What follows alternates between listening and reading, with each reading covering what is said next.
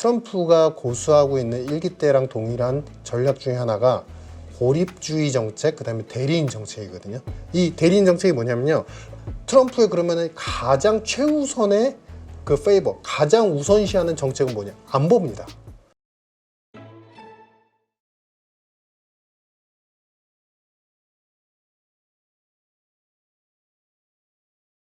자, 그럼 이번엔 지정학적 변화 네네. 한번 네네. 체크해 보죠. 네네. 지금 취임 전서부터 계속 그 큰 소리 쳤던 게 내가 취임하면 네. 우크라이나 전쟁 끝내고 그 다음에 이스라엘 중동 전쟁도 끝내겠다. 네네. 뭐 이런 얘기를 계속 해왔죠. 네네. 어떻습니까 이제?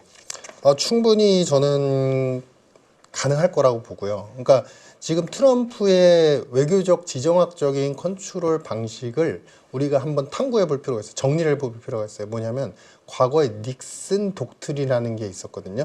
과거에 닉슨 대통령이 독트린을 발표하면서 그때 처음으로 관세라는 것도 발표를 하고, 그때 당시에 여러 가지 일들이 생기는데, 사실 그때 고정환율제, 금 태환을 폐지하는 거, 제일 중요한 게 뭐냐면 그때 독트린에 어떤 문구가 있냐면, 미국한테 실리적으로 도움이 되지 않는 국가들에 대해서 우리가 명분 때문에 원조할 이유는 없다. 다만 핵 협상의 조약 때문에 핵 위협을 받을 땐 우리가 적극 개입하지만 그 전에는 아시아나 베트남 전쟁을 이해하면서 알아서 지켜라. 즉 이야기는 뭐냐면 트럼프도 알아서 지켜라라는 입장이에요. 그런데 다만 중요한 거는 지금 트럼프가 고수하고 있는 일기 때랑 동일한 전략 중에 하나가 고립주의 정책, 그 다음에 대리인 정책이거든요.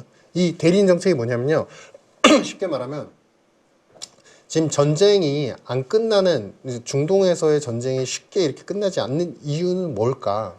중동 지역 내에서 패권을 갖고 있는 국가가 명확하게 지금 존재하지 않아요. 사우디가 큰데요, 사우디가 당신들, 그리고 이란, 그 다음에 우리가 시아파 관련 국가들이 전쟁을 계속하면 경제적인 어떤 혜택을 끊겠어, 돈줄을 끊겠어, 공급을 안 하겠어라는 그러한 힘이 사우디가 너무 약해져 있어요. 네. 그전에는 그러면 어떻게 트럼프는 그걸 컨트롤했냐? 아브라함 협정을 통해서 사우디의 힘을 굉장히 키워주고, 사우디가 전폭적인 투자를 합니다. 중동 내에서의 전폭적인 투자를 합니다. 시설물 투자를 합니다. 그게 올드한 전통에너지 석유 관련이 아니라 신산업에 대한 투자를 적극적으로 하기 시작하면서 벤처 투자까지 하거든요. 그 돈들이 어디까지 가냐면은 이란도 가고 이라크도 가고 다 갑니다, 돈이. 그러니까 여기에서의 종주국의 역할은 누가 하냐? 결국에 돈의 게임으로 사우디가 하죠. 그러면 트럼프 입장에서는 이 사우디를 대리인으로 삼은 겁니다. 그리고 그때 당시에 제일 많이 지지했던 이스라엘하고 한 편을 먹게 했죠. 그러면서 이 대리인과 그 다음에 고립주의, 즉 지금 사우디가 거기서 왕이고 나랑 대화하는 국가는 사우디니까 이 국가의 연합에 말을 안 듣는 국가들에 대해서는 다 통제를 하겠어. 그러면서 이란을 말을 안 듣고 하니까 사실은 핵 협상 폐지를 해버리고, 그 다음에 이란 완전히 고립주의 정책으로 가죠. 이란과 교육을 하거나 뭔가 연대를 하는 국가들에서 계속적으로 파괴적인 행동을 합니다. 그 샘플로 취임하고 나서 IS 폭탄 공격을 하잖아요, 실제로. 그러면서 IS 수장이 그때 당시에 자살해서 죽었거든요. 그러니까 그런 명맥을 이번에도 저는 보여줄 수 있다. 아직 뭐 취임 직후 뭐 당일날 끝내겠다, 이거는 사실은 뭐 이제 약간 쇼오프였고요. 단시일 내에 수개월 내에 저는 끝날 수 있다라고 생각을 하고, 그만큼 다시 재정립을 하기 위해서는 트럼프가 중동으로 많이 날아가서 이스라엘, 그 다음에 사우디, 그 다음에 UAE를 만나서 여러 가지 지형도에서 논의를 하고 그들에게 인센티브를 주면서 중동에서의 주인 역할을 다시 하게끔 만들 것이다, 이렇게 생각을 하고 있습니다. 두 번째는 중동 이제 이외에는 사실 중국하고 러시아인데요. 그러니까 사실 지금 간단하게 한번 말씀드리면 중국과 러시아의 연대가 굉장히 강화돼 있고, 러시아는 수정주의 국가라고 국가안보전략보고서 얘기는 하지만 사실 러시아 힘이 필요한 것도 사실이에요. 왜냐하면 러시아가 지금 중국하고 계속 붙어 있으면 우주 개발에 있어서 미사일이나 우주 개발의 능력이 사실은 미국 다음이 러시아거든요. 그러면 러시아를 우리 편으로 끌어와야 돼요. 그러면은 방식은 뭐냐? 결국에는 얼마 전에 지난 연말에 그러니까 미국 재무부가 사실 러시아 은행에 대한 제재를 갖다 일시적으로 완화를 해줬어요. 근데 이렇게 제재를 서서히 풀어주고, 그 다음에 푸틴에 대한 정책들, 그리고 푸틴의 제재도 아직 남아있는 상태인데 그거를 갖다 풀어주면서 인센티브를 주면서 회유 작전을 하면서 러시아를 갖다 끌어올 것이다. 결국에 중국 연대화돼 있는 그리고 중동 지역조차도 컨트롤 안 됐던 부분들을 점차 해결을 해 나갈 것이다. 그때의 일기 때의 생각을 해보시면 그런 컨트롤 능력과 외교적 능력은 명확하게 전략적으로 서 있다. 이렇게 보였습니다. 네. 지금 말씀하신 대로 많은 분들 그 전문가들이 지적하는 게 트럼프 대통령의 어떤 대외 정책과 관련해서는 가장 머릿속에 크게 박혀 있는 게 중국 공세일 네네. 것이다. 네네. 이런 생각들을 한다고 하시더라고요. 네네. 그러니까 그걸 하기 위한 구체적 수단이 무엇이 될 거냐, 이것이 국제적 긴장 관계를 더 강화시킬 것이냐, 네. 안 좋게 만들 것이냐, 뭐 여러 가지 논리들이 좀 나오던데요. 저는 완화로 갈 거라고 오히려? 생각합니다. 오히려 평화로 갈 거라고 그러게 생각합니다. 뭐 벌써 시진핑과 통화를 했다, 뭐 네네. 이런 얘기가 나오긴 하던데.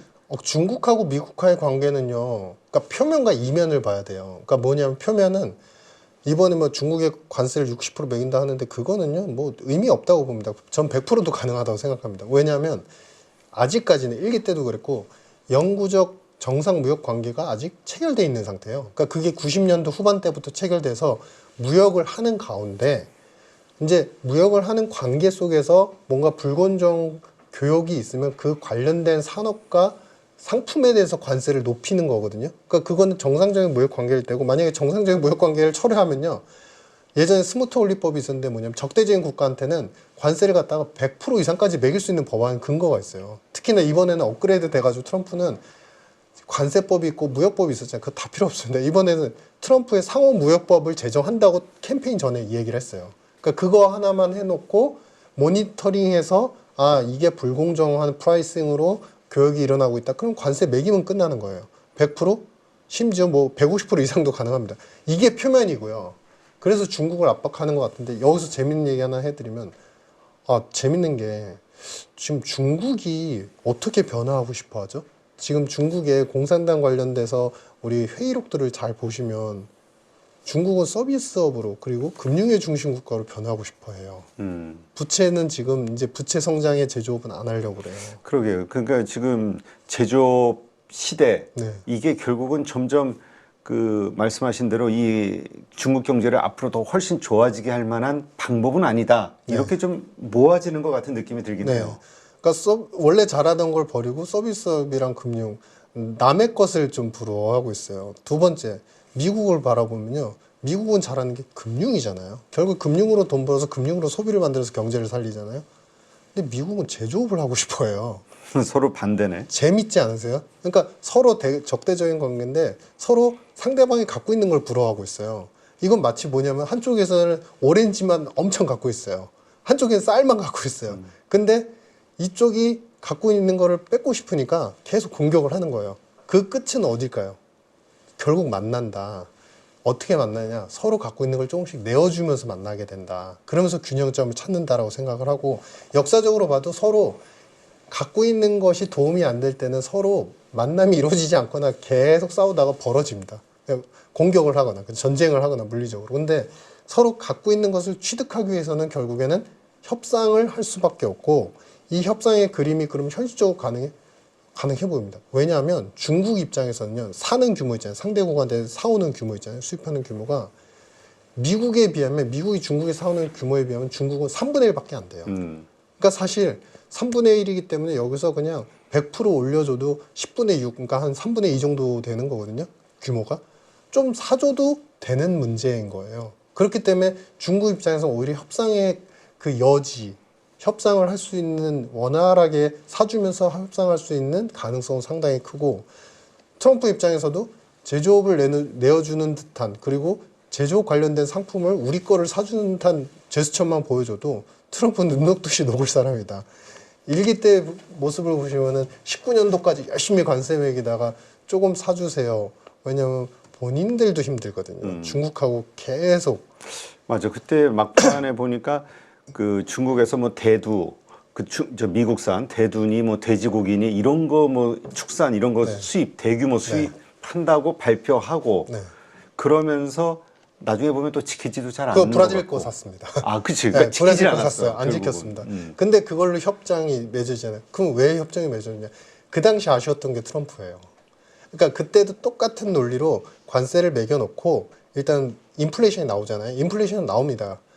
이민자 추방으로도 나오고 그다음에 중국산 안 갖다 쓰면서도 나옵니다. 근데 그게 우리가 기후 위기가 온다고 내일 갑자기 하늘이 무너지는 건 아니잖아요. 그러니까 시차를 두고 서서히 나오는데 그게 한 2년 정도 걸렸어요. 이번에도 저는 2년 정도 걸릴 거라고 생각하거든요. 근데 그 2년 정도 걸린 다음에 그때부터는 진짜 굴삭기부터 시작해서 기계, 월마트 가도 사실 중국산 생필품이 대부분인데 이걸 못 갖다 쓰니까 가격이 점프업이 해버리니까 여론이 확 돌아서는 거예요. 50% 이상 여론이 돌아서는 거예요. 그러니까 그러다 보니까 여론이 50%딱 네거티브로 돌아서 CNN부터 시작해서 포브스부터 여론조사를 쫙 했는데 50% 돌아서는 순간 갑자기 트럼프가 날아가더라고요.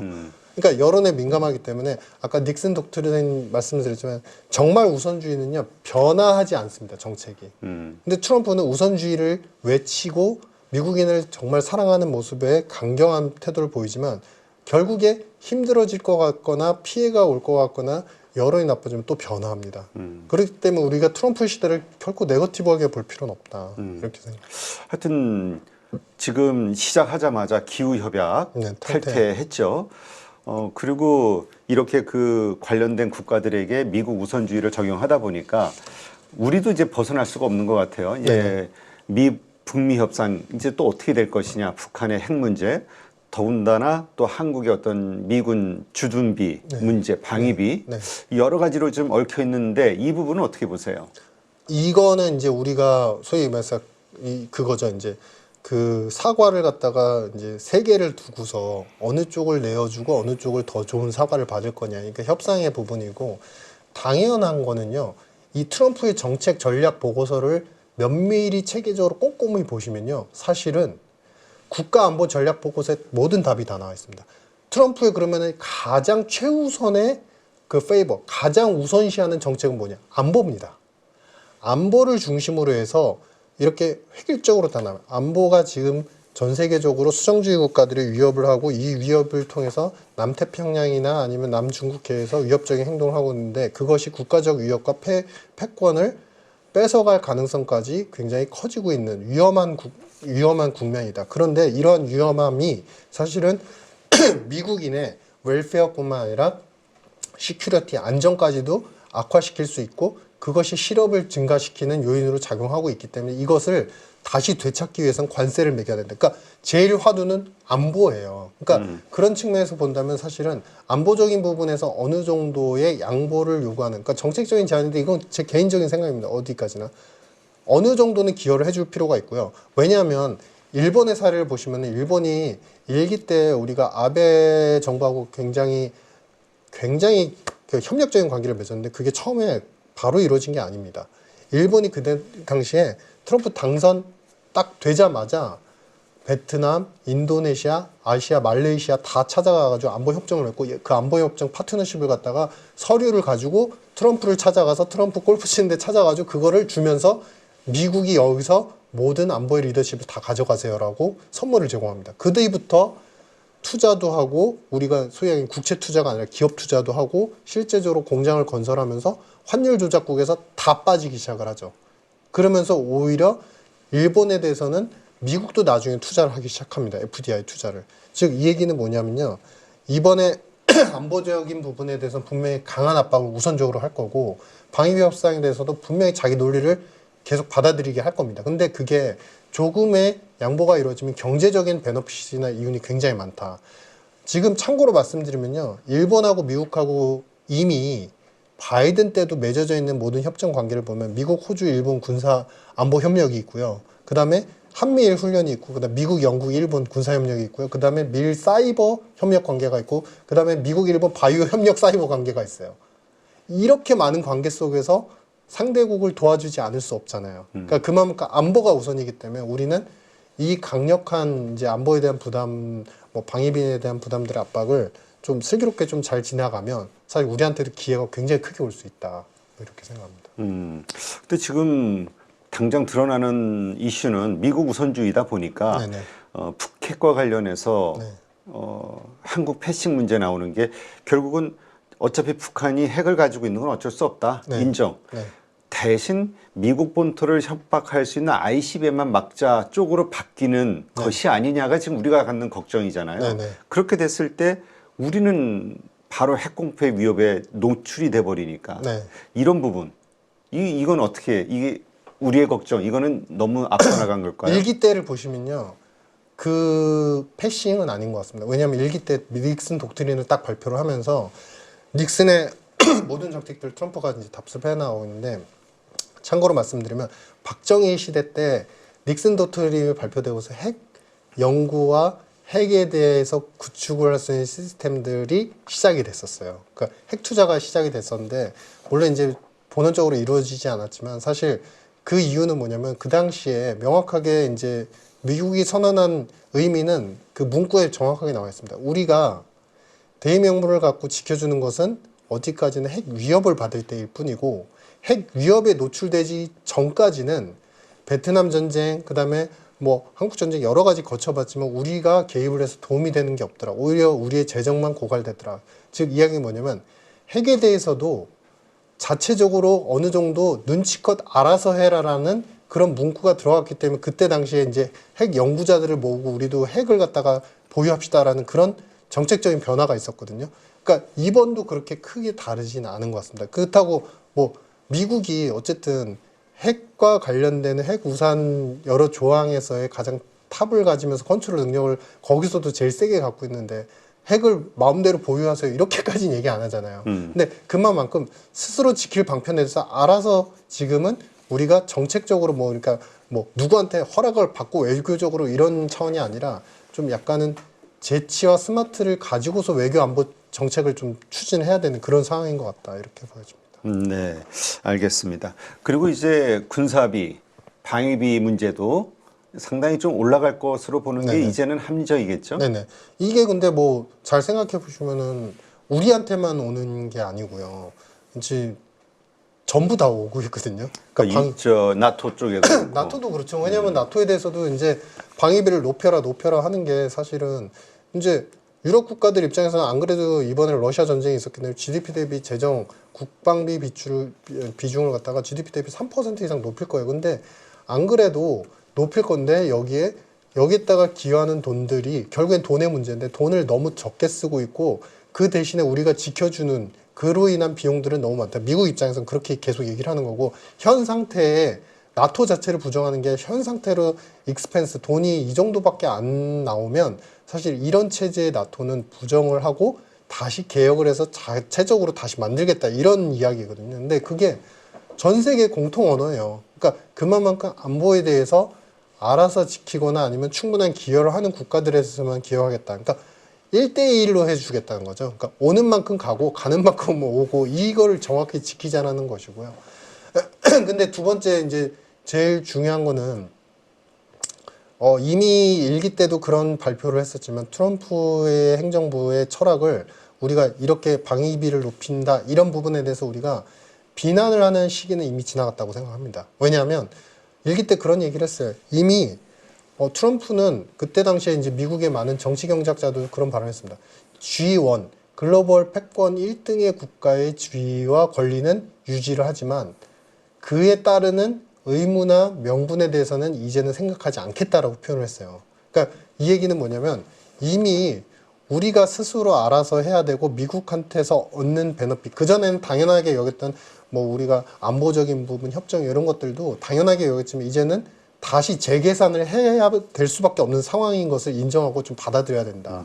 뭐 이렇게 생각을 합니다. 네, 알겠습니다. 하여튼 이러한 것들 우리도 이제 지금 외면할 수 없는. 네네. 그리고 더군다나 중국 견제하다 보면은 이게 우리 미군 그러니까 주한미군이 결국은 중국의 어떤 대만 침공까지도 우려하는 네. 미국 입장에서 네. 그런 상황에서 가지고 있는 의미가 또 다르잖아요. 네. 또 그런 것들로 인해서 그런 어떤 군사적 어떤 파장에 우리도 휩쓸려 갈 수 있는 분위기도 있고 네네네. 요거와 관련해서 하여튼 계속 고민이 좀 되긴 하네요. 네네. 준비를 좀 많이 해야 되고 사실 뭐 중국은 좀 아이러니합니다. 그러니까 뭐냐면 중국의 여러 공상단 회의 보고서나 국가안보 전략, 미국의 국가안보 전략 보고서에서 캐치업된 문구들을 보면 중국 자체가 희한한 게 남중국해에서 대만과 관련돼서 우리가 이러한 활동을 하고 군사적으로 이런 표출을 하고 그래서 우리가 리더십을 가져가야 되고 이런 것들을 공공연하게 자꾸 밝혀요. 문서로 밝혀요. 그러니까 국가안보 전략 보고서 미국의 보고서를 보면 그걸 그대로 중국이 이렇게 얘기를 했다 카피를 해오거든요. 그러니까 뭐냐면 중국은 대놓고 우리는 이런 활동을 하는데 이것이 원 차이나뿐만 아니라 중화 사상의 결국에는 세계화를 이루기 위한 그 교두보적인 전략이다 이렇게 표현을 하거든요. 그러니까 대놓고 이렇게 얘기를 하는데 그런 건 좀 숨겨야 되는데. 그렇죠. 그러니까 남중국해 얘기부터 시작해서 그 우리 저기 뭐지 그 안에 있는 잠수함 있잖아요. 잠수함 얘기를 이게 어느 정도 개발 능력이 됐고 여기서 뭐가 더 필요하고 이런 얘기들을 굉장히 구체적으로 선언을 해놓습니다. 근데 이거를 보고서 어떤 누가 사실은 상대국가 어떤 누가 됐든 삼국이라도 가만히 있겠습니까 사실은. 그러니까 이런 중국의 전략이 과연 중국이 저렇게 영향력을 많이 발휘하고 있고 위시하고 있고 무력을 이제 어느 정도 행사하고 있는데 이게 실제로 말을 하면서 행동을 하니까 이게 더 겁먹게 만들기 위한 것이냐 아니면 상대에 대해서 명분을 만들어주는 것이냐 이런 이제 약간 혼란이 오긴 하는데 저는 전략적으로 보면은 지금 중국은 전쟁을 진짜 하려고 하는 것보다 상대국이 어쨌든 명분을 갖고서 우리를 대하라 우리의 국격을 이렇게 대하라라는 신호라고 이제 생각을 하고 있습니다. 그래서 그런 입장에서 미국은 당연히 좀 더 적극적으로 여러 가지 이제 안보적인 것들을 협정을 새롭게 체결하고 비용 개선 다시 할 수밖에 없는 그런 좀 안타까운 현실도 존재하는 건 맞다 이렇게 판단이 됩니다. 네, 알겠습니다. 하여튼 이러한 가운데서 우리가 결국은 주한미군의 방위 이 분담이 좀 커지더라도 한국에 미치는 영향 이러한 것들을 잘 고려해서 좀 고민을 해봐야겠네요. 네, 하여튼 열강의 가운데 껴버려가지고 네네. 네, 알겠습니다. 여러분 지금 계좌 운영하십니까? 언제까지 물린 종목들 바라만 보실 거예요. 사실 투자라는 게 간단합니다. 올라갈 종목 잘 찾아서 매수할 자리, 매도할 자리만 여러분들이 명확하게 알고 있으면 주식 정말 쉬워집니다. 지금 보유 종목을 잘라야 할지 끌고 가야 될지 고민인 분들 많으시죠? 저도 7번 깡통을 차본 사람으로서 여러분들의 고민이 어떤 건지 다 알고 있습니다.